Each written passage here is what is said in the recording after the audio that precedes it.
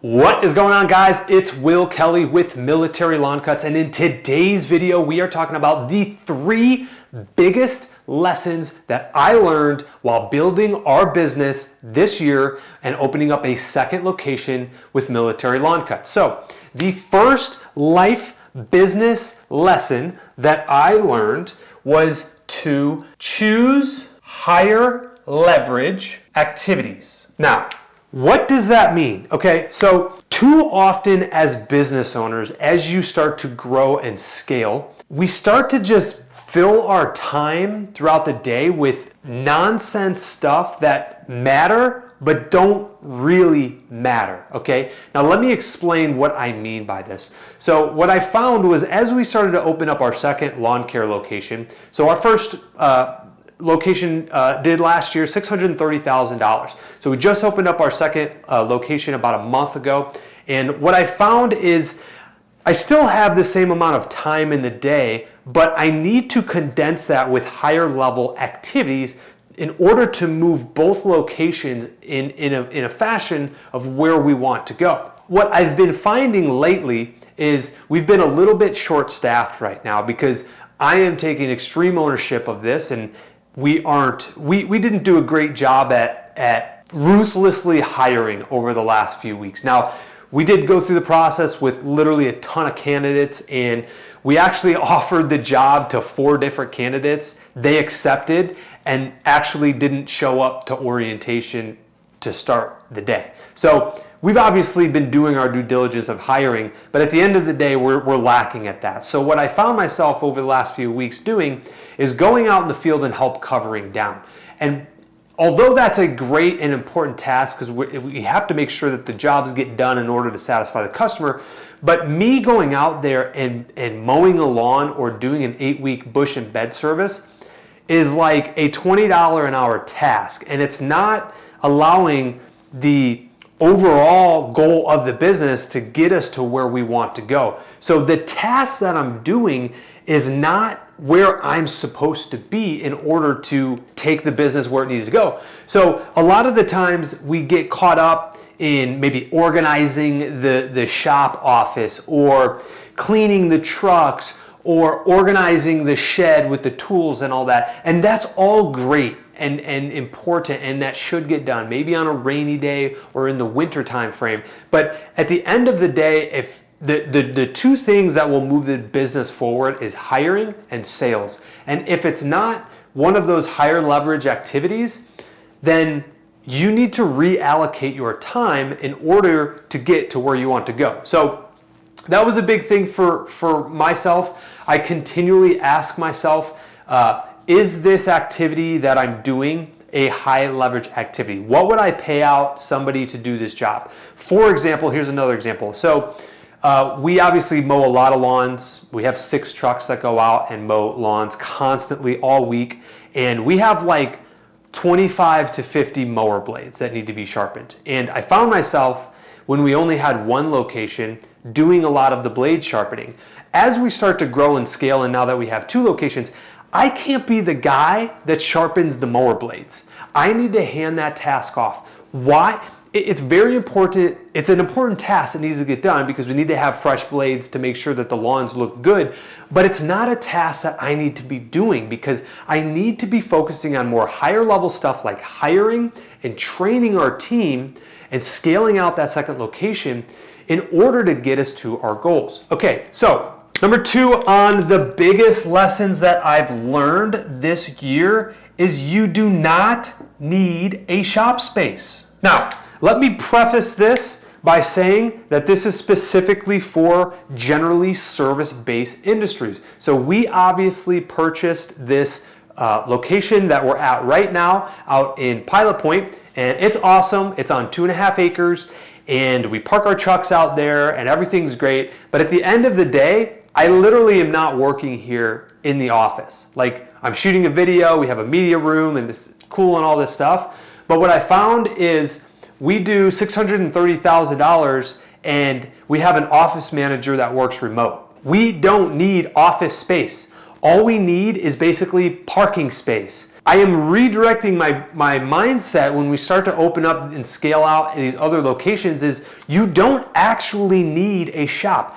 Too often when I first started the business, I'm like, oh my goodness, like I need to go out and buy or rent a place to run all the trucks.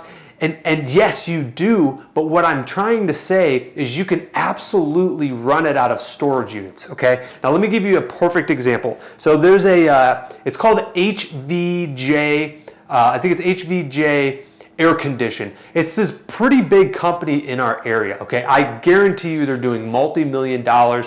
They have multiple locations. All their trucks are wrapped and logoed. Super professional. Everybody's in uniform. You can tell that this company is completely squared away. Okay, and we were on a commercial property that we're doing, which is actually a storage unit, ironically, and we're cleaning up the property there. And I'm out there blowing one day, and I see this HVJ company truck pull in, which they focus on air conditionings, and all of a sudden, these two guys jump out of the truck, they back this truck up to the storage unit, open up the unit, and there had to have been like 30 air conditioning units inside of this storage space container. And I'm like, no freaking way. I'm like, here's a company that's fully established, all their trucks are wrapped. I mean, they're doing multi-million dollars and they're running their business out of a storage unit. And I thought I had this concept that to make it big and to be professional and to be established that you need a legitimate shop space. But the reality is you don't. You literally don't. Here's this company, and like in our area, they have like billboards out that like market to them. I mean, this is a big company that's literally running their business out of storage units. So super big mindset shift that you actually don't need a shop. Now, in this scenario, storage units are way, way cheaper. I am starting to understand why companies use them.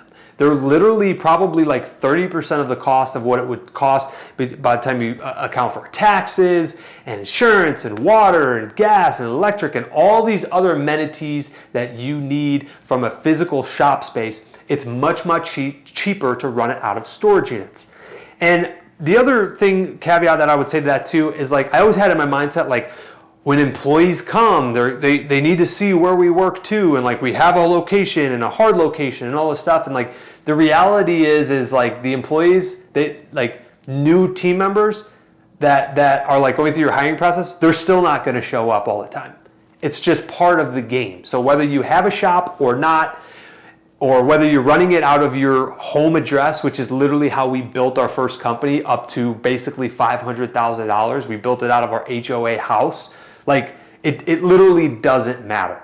Like there's going to be potential employees that still don't show up, whether you have a hard location or not. Okay, so that's number 2. All right, number 3, and this sounds so simple, but it went from my head to my heart this year from an audio that I was listening to.